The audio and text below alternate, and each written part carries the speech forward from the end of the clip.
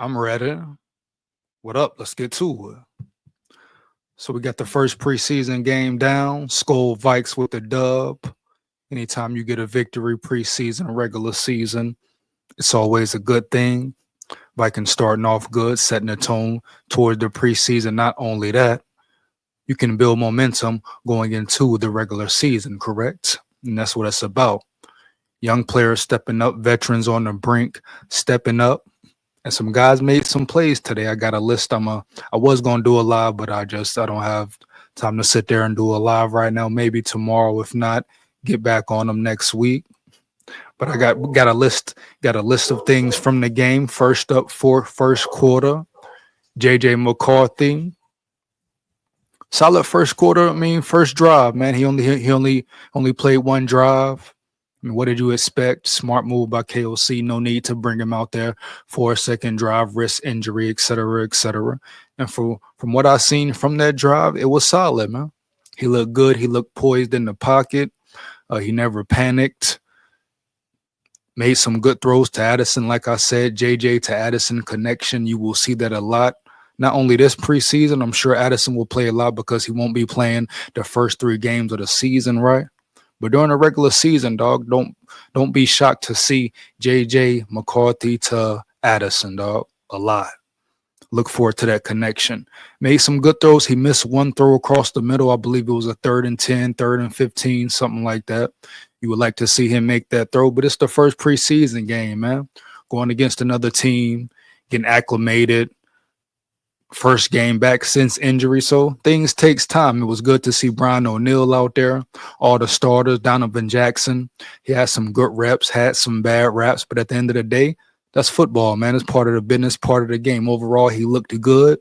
Will Fries, Ron Kelly, running the football. It's not too much they can show you with just one drive, correct? Like, it's preseason. You won't see the starters, but they moved the pile, they pushed the pile, and I like what I see. It was solid running from Jordan Mason, right? The biggest thing is this offense really looks totally different than the offense from last season, man. I think that they will be way more physical, run the ball more, right up J.J. McCarthy's alley, heavy.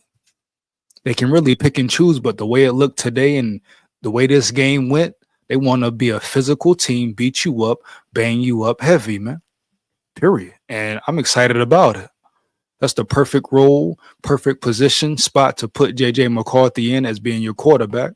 Everybody talk about, he got weapons, he should be good, this and that, great coaches. Well, guess what? That's what the game is about. You should have great coaches, great players around your quarterback.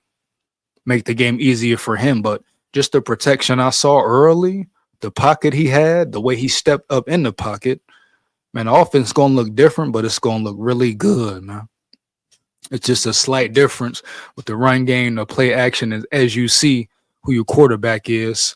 That shows you that KOC can adapt quickly and swiftly, huh? Period. He can change things up, change things around, no matter who the quarterback is, come up with a scheme that fits his quarterback. And that's great coaching. That's the signs of a great coach. And I think this will be the year that KOC really puts it together, man. We're going to see him coach 4 full quarters of football, not a half and collapse the second half or first half, whatever. I don't feel like we will see games where the offense just stops producing, scoring points, making it hard for the defense. No, I think this year is when it all really comes together, man. 4 years in, you got the chemistry, you got the team, you got the player, the personnel, the roster. It's all aligning, man. Like I said it would, like I knew I would. Like I say, I stand on it. This will be a 12-plus win team, and I'm expecting a playoff push, especially getting out the first round. Heavy, man. Heavy. You're an overall better team defensively and offensively, dog. It's no excuses. Period. Donovan Jackson, he looked good in pass protection. He got pancaked a couple of times, but like I said, it's part of the process. You're going to lose some battles. It's about majority time. Are you winning your battles? And he looked good, man. He will be the starter. Good to see him in action. Heavy. Already talked about the O-line. Defensive side of the ball. Defense struggled that first drive, but Dallas Turner, he got to make some tackles on the outside. Now, Dallas Turner rolled tide full of pride, but he got us. Hey, ain't no playing around, dog. Now, I know mistakes happen. You miss tackles, boom, but certain plays he should make, heavy. Certain plays he got to make, man. Bo Richter, he missed the play for the touchdown by the bootleg by the quarterback. That was a bad play by him. You know, you got to turn your shoulders, got to keep your shoulders square, pick up the man coming out the backside, period. Bo Richter, he's in a tough spot. He's fighting for a position. He's not really safe. Really ain't nobody safe. You know, a certain player is safe, of course. But Bo Richter, he's on the brink, man. You know, Bo Richter can make the squad or not make the squad. He can be up out of there quickly and swiftly. So it's really on him. But plays like that, man, you may only get a couple plays a game, few plays a game, max, you know, to make a flash play, to make a big play. Got to take advantage when you get your chance, dog.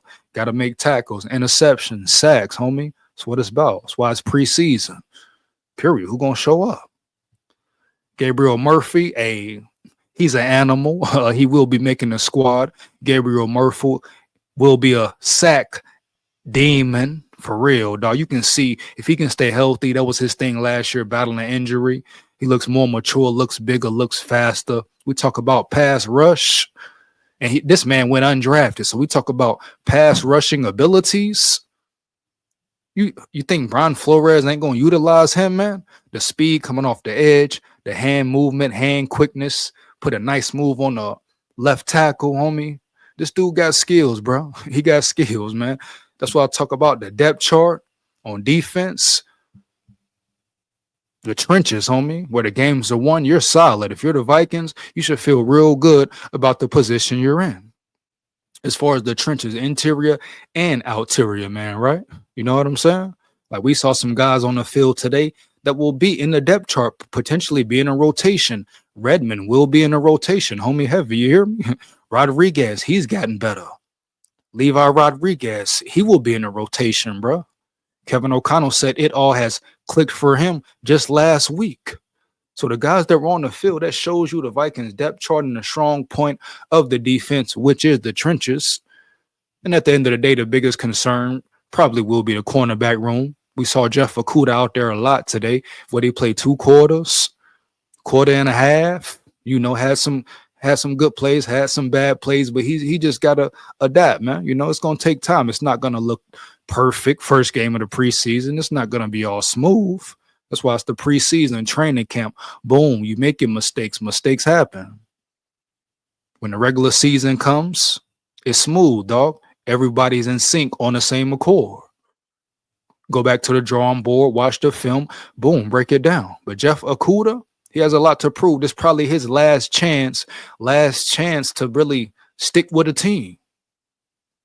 He's been floating all over the NFL, right? Bouncing around. So it's a big opportunity for him. But the secondary as a whole, probably the weakest point from what I've seen. And the roster, you know, we have the guys on the roster, probably will be the weakest point. But if they play solid and Brian Flores can come up with great schemes for those guys and we got a pass rush, we have talent back there. I'm not overly worried about, the cornerback room is not good, don't have enough depth. Now, I'm not going to say that. They have talent back there. We saw Mekhi Blackman come back there, man. You know, good to see him back on the field. He played a lot, majority of the game. So he's getting back into the rhythm, into the mix. You got some young guys. Vaughn, number 23, makes some big plays. You know, the UDFA. Guys got to step up. It is what it is, man. Period, dog. But I'm not just majorly concerned with the secondary room. I feel like it's a lot of talent back there. And not only talent, but they have great coaches. Period. But Jeff Okudah, keep an eye on him because, like I say, this really his last chance to prove it in the NFL and really be successful on a roster, man. I know he's had attitude problems, burnt some bridges, but this is his last chance for real to make something happen, make a name for himself. He has the size, has the physical attributes, has the speed. He's physical. He should be a solid man-to-man corner. If you ask me, should be no questions about it. But yeah, number 25 made some plays, some great plays made by him. 2 interceptions. And that, like I said, you flash, you show something. Flash, you show something. That's what the preseason is, man. You're not going to get a whole lot of plays all the time. Everybody got to get in a rotation. You know, it's guys who is not making the cut. So when you get your opportunity, you got to make the play. The same dude who missed the tackle early in the game came back late in the game and got 2 picks. That's how you make a name for yourself. That's how you make a team, whatever you're trying to do, dog. When the big plays available, make them. Separate yourself from the pack. Period. In the cornerback room, it's a lot of opportunity. A lot of opportunity there. Somebody can't make it, though. Dwight McLaughlin, he didn't have a great game. He's been having a great training camp, but it's in game. What are you doing on the field? You know, training camp is training camp. It's good. You make plays, but what are you doing at the end of the day when the lights is on and the game is on and it's game time? So you separate yourself, dog. Period. Talk about some battles. Kobe King versus Brian Asamoah. If we going off today, strictly today, I would say I give the edge to Brian Asamoah. Had a better game. Really didn't miss no tackles. Made plays, huh? Had a tackle in the backfield for loss. Kobe King missed tackles. Got beat in coverage. He had one bad tackle. I believe it was 4th down. He shit his pants on that one, dog. Period. He shit his pants. You got to make those plays, those NFL big time plays, especially if you're trying to make a damn team, bro. Kobe King, people excited about him. Talk about his physicality, how he flies to the ball, runs downhill, sideline to sideline speed. All right, cool, boom. But guess what? If you can't make a tackle, you missing tackles on 4th downs and you letting players get out the backfield. Nah, man, you can't have that. Certain plays you must make as an NFL player. Period. That play could get him cut right there, especially with the game Brian Asamoah had. No, Asamoah ain't this great player. Some may call him a bust. But if we're talking about Kobe King versus Brian Asamoah right now, huh? Oh, yeah. Brian Asamoah is in the league. And I'm saying that he is in the league. Period. That's the game we playing. We know for a fact. It is a battle. Good competition. Man sharper man, iron sharper iron. But it is a damn battle. You hear me? And if a player doesn't get that and know that, then he's delusional. And get him out of there. Get him out the building, dog. Period. But that's going to be one of the intriguing battles to watch. Brian Asamoah, Kobe King, what it's going to be. A little side note, catch the ball, Bolden. Bolden catches that pass late in the game. He might scoot to a touchdown, homie. You know, Rondell Moore. Can't forget Rondell Moore. Prayers up to him. Suffered an injury, looked like a bad knee injury or leg injury, some type of lower extremity injury, bottom line. And those always suck. Hopefully it's not too serious, man. Like I say, Rondell Moore, that's the biggest thing. His whole career holding him back. The man just can't stay healthy, homie. Everywhere he go, he just injured, injury prone, heavy. It sucks, bro, because you know he got talent, but he just not staying healthy. And if you're not available, you're not making the squad. I felt he could have been a weapon, a true weapon X, even if it's just punt return, you know, the punt returner position. Having a true veteran out there, an experienced veteran out there who will protect the ball, won't fumble the ball, understands yardage, etc. When to fair catch, when to not fair catch.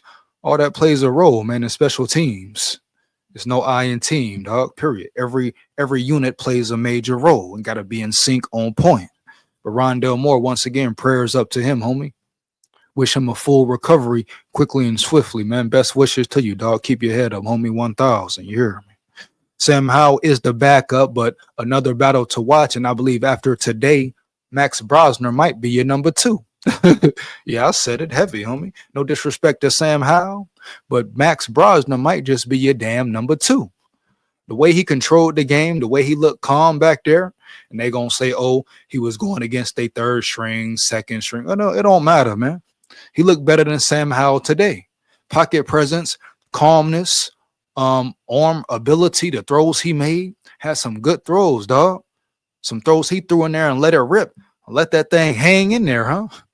Period. So I say right now, that number 2 battle, he's your number 2 quarterback, man.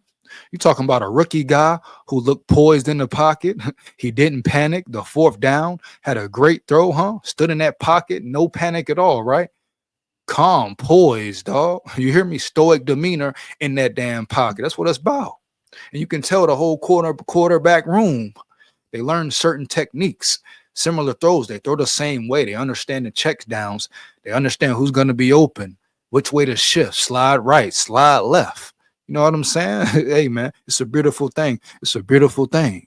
Another preseason where I feel real good about this whole depth chart. Both sides, top to bottom, period. And that's only one preseason game. You got to wait. It takes time. Boom. All right. Kill all that noise. I'm looking at the depth chart. I'm looking at these players. And we got a roster, homie, heavy. But Max Brosmer, look for him. Not just now. Look for him next year to really compete with McCarthy. Give McCarthy some real competition, homie, moving forward. This dude looks good.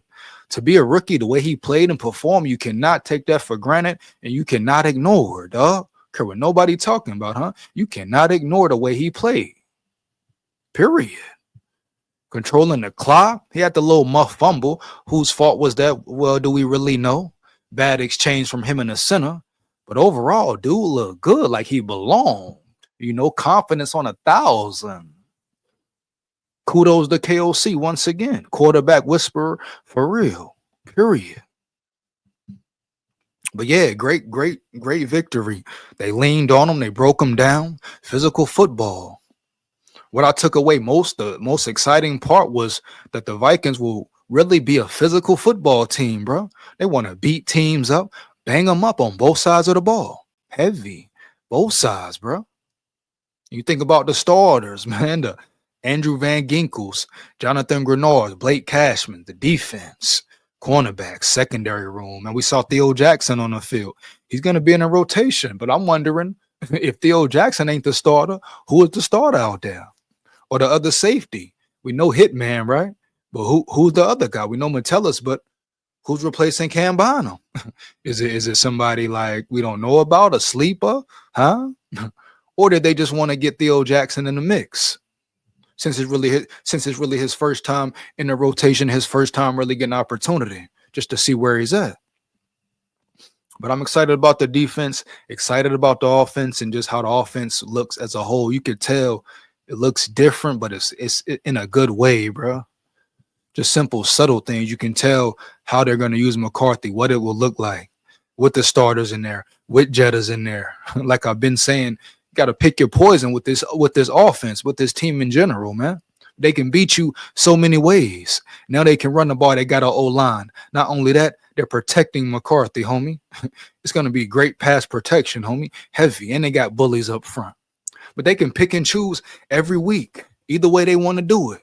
They want to route you up, throw the ball downfield, be aggressive, or pound you with the rock and play the play action physical game, burn the clock. I don't care how they do it, man. Just do it and go win. Once again, man, hey, that's my takeaway from the game. More videos, might do a live tomorrow. More videos you already know next week. Fire them comments up. Let me know if you watched the game. How did you feel about it? Which player stood out to you most, huh? And let's get it, dog. Set the tone. Build that momentum once again.